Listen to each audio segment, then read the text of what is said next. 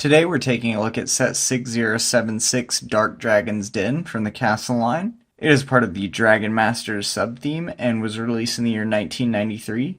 It originally retailed for $43 and according to the box is 206 pieces. Here we have the instructions, and funnily enough, just like we saw on the King's Carriage instructions, there's a guy kneeling here with his legs put on backwards, and that still just looks very strange to me. Also, he's not even kneeling to any royalty. He's literally just chilling on the ground with his legs on backwards. Always strange to see.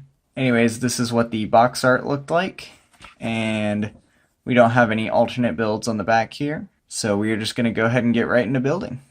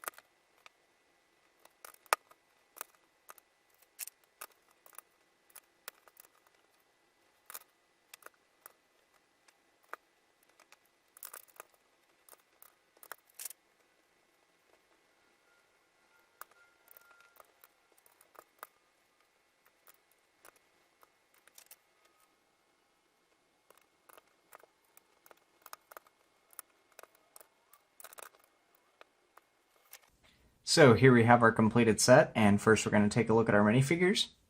So the figures in the set are really great in my opinion. We have 4 figures and then 1 big fig if you count the dragon. Our first figure here is the Dragon Knight's Dragon Master figure, and this is just an all-around really cool eye-catching figure. For starters here, he's got this really nice printed fabric banner with the Dragon Knight's logo on it. Then on the other side of his saddle, he's got a giant halberd in case he wants to break that out instead of his short sword. And then he's got a yellow saddle, which is a bit of a more uncommon color. And then he comes on a black horse, which is pretty standard. For the actual minifigure, he's got a pretty cool dragon crest on his chest plate there. And then he has this ornate dragon large oval shaped shield. And that is the same print that we see on the Black Knights, except this time it has a green dragon. He's got a dark gray short sword there, and then the dragon-shaped ornate wings and headpiece. And that goes on his black dragon helmet as well. I also like that even though they weren't doing leg printing at the time, they gave him unique colored legs. So one side is black and the other is blue, and that's pretty cool. And then of course the fantastic printed fabric Dragon Knight's cape here. That also has another pleasant illustration of a Lego dragon on it, and it even has a nice unique shaping there. So overall, just a fantastic looking minifigure. But this set has not 1 but 2 ornate knights on horseback. This guy instead comes on a brown horse, which is pretty cool because we don't see this color all too often. He has also got the Dragon Knight's colors on a banner, except it's not the fancy printed one. And he also has a giant halberd on the other side of his saddle. This time the horse has a red saddle, but it also has the dragon armor for its head. This guy right here is pretty similar to the Dragon Master, just not quite as cool. He's got a nice different dragon print on his chest there. He has the same shield as the other guy and the same sword. He also has the same helmet with the ornate red dragon pieces on it. This time he doesn't have the alternate colored legs. Here's his head print, and it's pretty cool. Mine has a little bit of a scratch there, but that's okay. And I just realized I forgot to show off the head print of the Dragon Master. Here's his. He's got that red hair with the red mustache, and I think he looks really good. He looks a lot like the Royal Knight's King, and he just has a very regal look about him. So our last knight here is a crossbowman, and he's definitely much more of a standard knight figure. He's got a less flashy chest print there, but it still has the dragon logo. He's got a crossbow, and he's got that nice black helmet. And again, we have the head print that we've seen in Fright Knights and Dark Forest, and we'll probably see in other places as well. And then for the last figure in the set, we have another really unique one, and one of my favorites. This is the Wizard Magisto. And I believe this is the first line where they introduced wizards, and I think this is their first venture into fantasy. So they went a little bit cautiously into it, but I can't fault them for that. I think they did it well enough. So we've got a pretty traditional, just blue-robed wizard here. He does have this nice glow-in-the-dark star wand, and I really do like that piece. And then he's even got this fancy magical scroll and some weird ancient script. Not quite sure what that's supposed to say, but it sure does look cool. And of course, what is a wizard without his giant white beard and pointy blue hat? This guy's also got a black plastic cape, which I didn't even realize when I first saw the figure. And looking underneath his beard, he's just got a plain smiley face, which I kind of love because you can never see his face since he has the beard on. So you just see his eyes poking out. And it's pretty funny that they left it just like a standard smiley face underneath. He's also got this deep v-neck and coin pouch printing on the torso in blue this time though.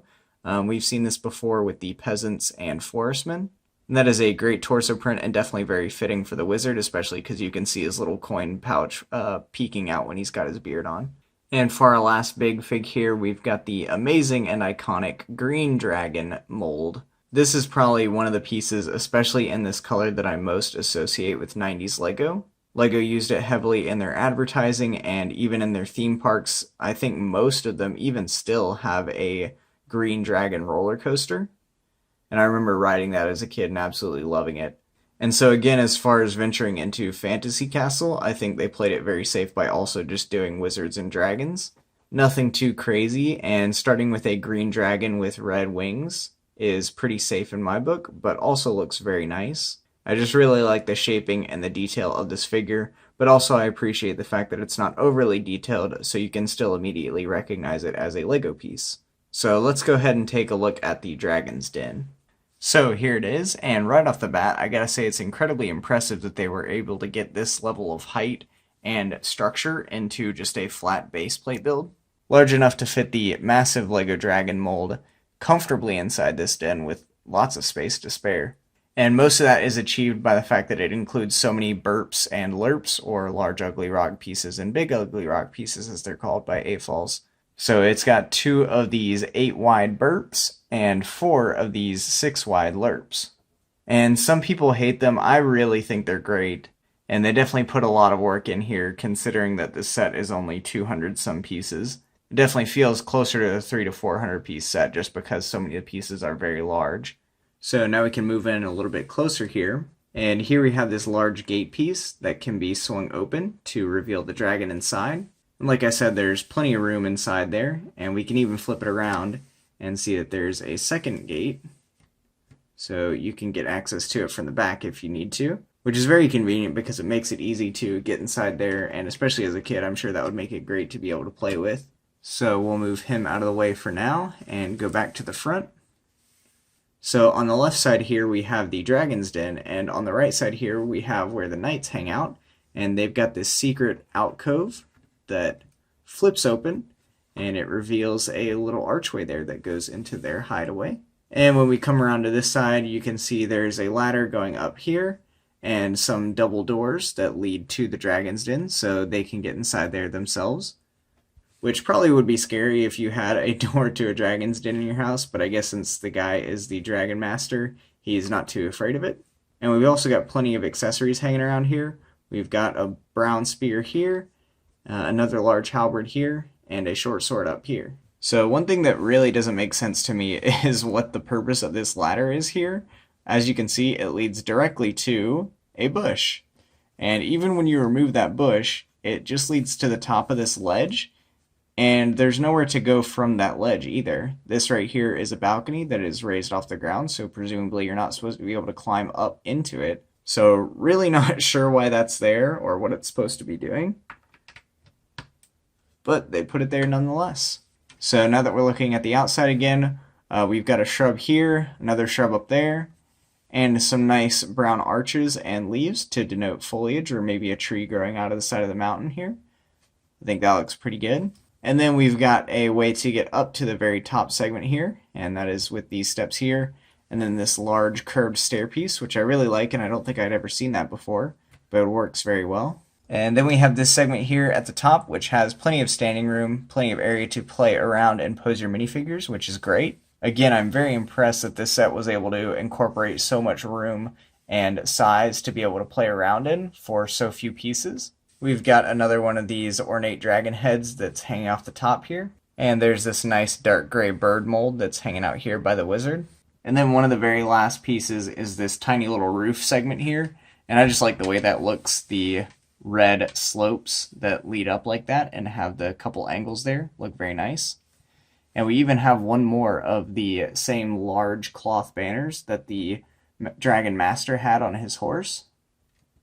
So very cool that it includes two of those. And that's almost it. And one of the things that you might have noticed by this point is that there is essentially zero interior. Now inside the Dragon's Den we do have a treasure chest back there, so we can pull that out. And this just has our pretty standard green and red gems that we've seen before. But apart from that, and the couple of weapons hanging on the walls, there's literally nothing inside the interior of this. I guess it's just left to your imagination. Now that does make sense obviously for a dragon's den, since it's got the treasure chest in there and presumably the dragon is guarding his treasure. You probably wouldn't have things on the inside of a dragon's den. However, for this segment here, that is what I assume is supposed to be the Dragon Masters and the other Dragon Knights' living quarters, it's a little weird that there is nothing in there, not even a table, not any chairs, not any drinks, not any beds. So I guess they just kind of stand there or something. Who knows? Again, this isn't too big of a complaint, and several of the classic castle sets that I've reviewed have had this problem. You can always throw your own stuff in there, and thankfully this one does leave you enough room to do that. Some other sets don't, and that's why I really have a problem with it. But as it stands, there is definitely enough room inside this set, either here, up here, or inside the Dragon's Den to really customize it and make it your own. So there you have it, the Dark Dragon's Den. Now adjusted for inflation, the set would have retailed for $78.49, and current used prices have it at $83.19. So it has risen in price pretty much on par with the inflation price.